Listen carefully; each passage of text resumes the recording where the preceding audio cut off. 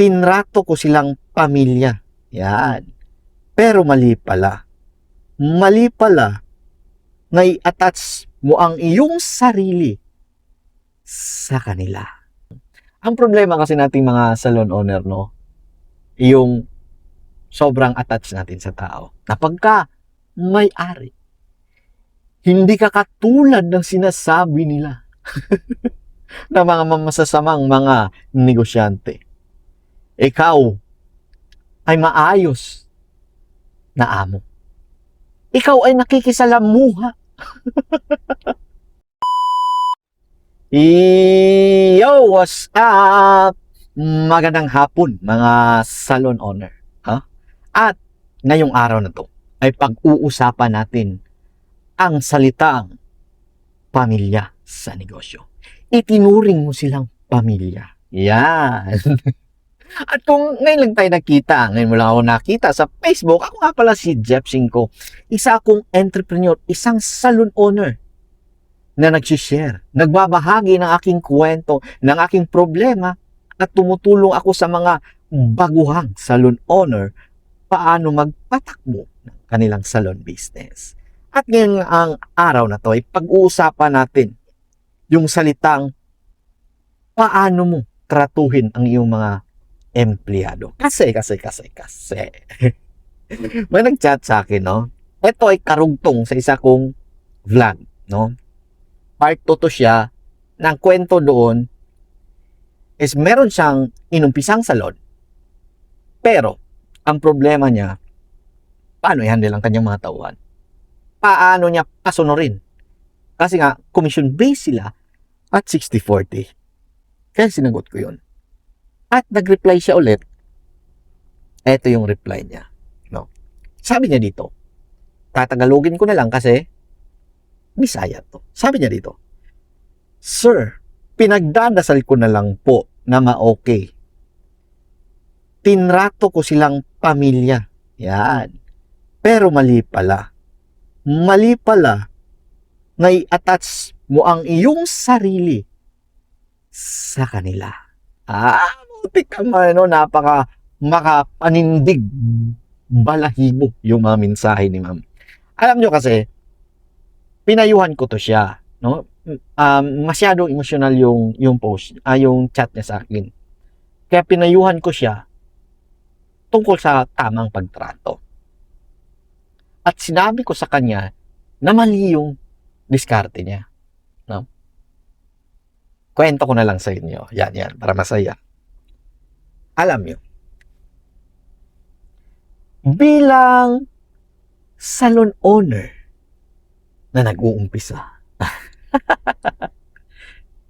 alam niyo na, nag-start ka, gusto mong parang cool ka na pagka-boss, na pagka-may-ari. Hindi ka katulad ng sinasabi nila na mga masasamang mga negosyante. Ikaw ay maayos na amo. Ikaw ay nakikisalamuha. Ikaw ay mabait. Ikaw ang klase ng boss na mapagbigay, mapagkumbaba. No? At dahil dyan, kaya ka ng problema ngayon. Nakwento ko lang sa inyo, no? Matagal na rin, no? Wala na tong staff namin ngayon. Pero isa din ako sa sobrang nasaktan noon. Dahil sa sobrang attach mo sa tao. Sa sobrang talagang naisip mong ibibigay mo ang napakagandang buhay para sa kanya. Ang ganda, di ba? Nang dahil andito siya sa negosyo mo, sa salon mo, talagang todo pasiklab ka. Di ba? Meron akong isang tauhan.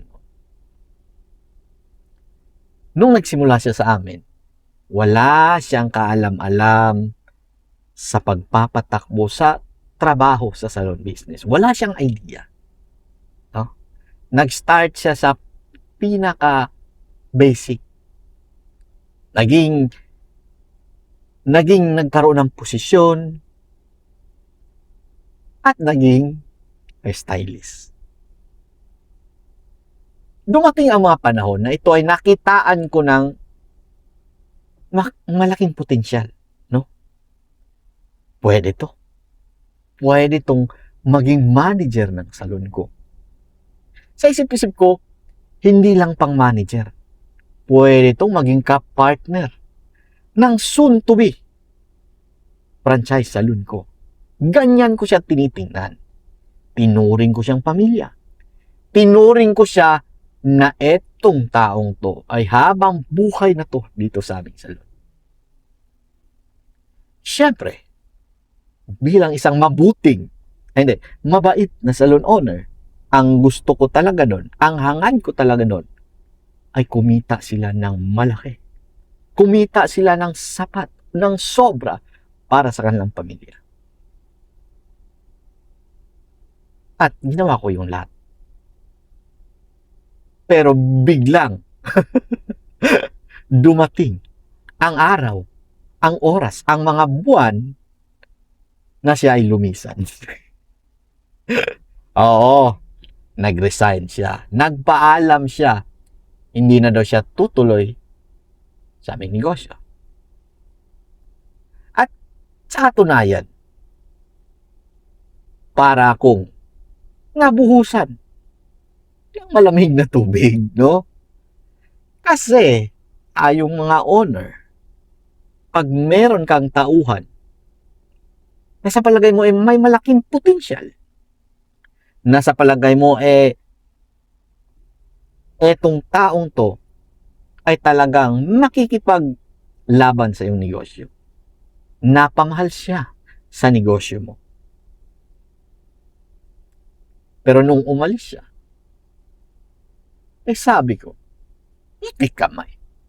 Saan? Saan? Saan ako nagkamali? Saan kami nagkulang, no? Saan kami nagkulang?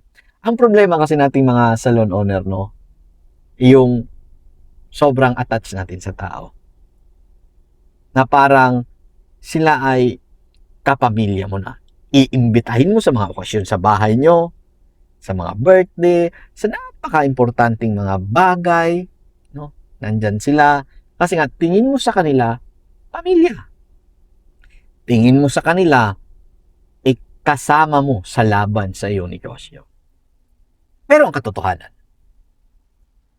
ang mga tao ay may kanya-kanyang plano. Yung tauhan mo ngayon, meron niyang plano. At hindi mo hawak yan. Hindi mo kontrolado yan. Yun nga lang, dahil sa sobrang attach mo sa kanila, pag sila ay nagpaalam, sila ay nagsabi, sila ay nagpasa ng resignation letter, doon na babagsak ang mundo mo. Kaya simula noon, na-realize ko na hindi pwedeng ganito.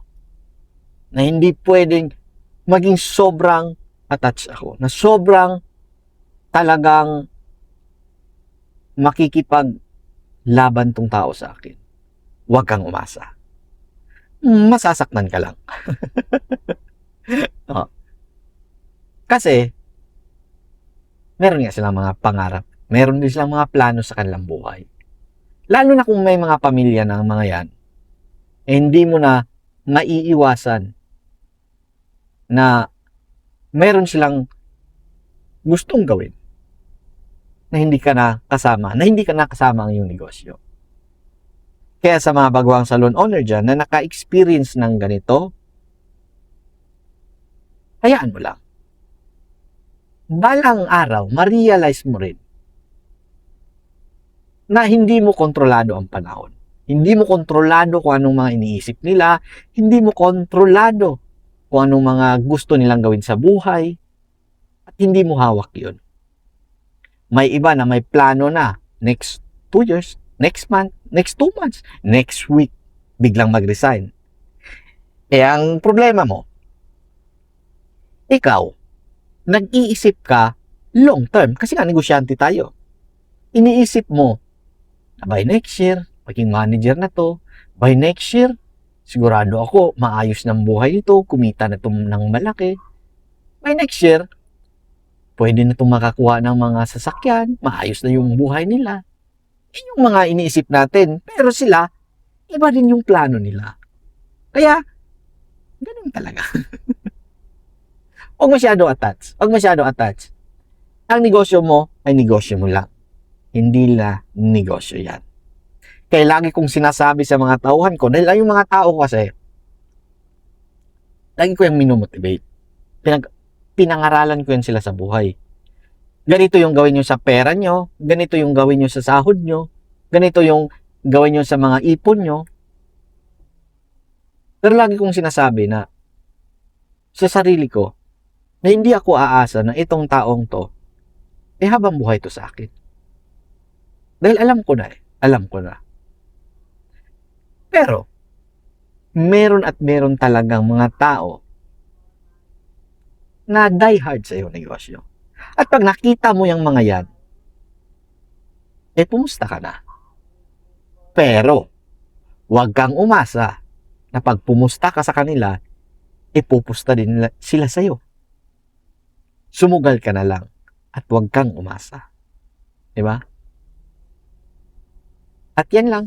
Napakahirap ng negosyo. Napakahirap mag-handle ng tao. No? Kaya, huwag niyong kalimutan, ang pagnenegosyo ay hindi dapat kasama ang emosyon. Ang pagnenegosyo ay parang kailangan meron kang sistema na dapat hindi ka tatablan kung yung mga inaasahan mong tao ay hindi pala sasama sa iyo. So, yan lang. Galingan pa natin mga salon owner at trabaho. Galingan natin. Bye-bye.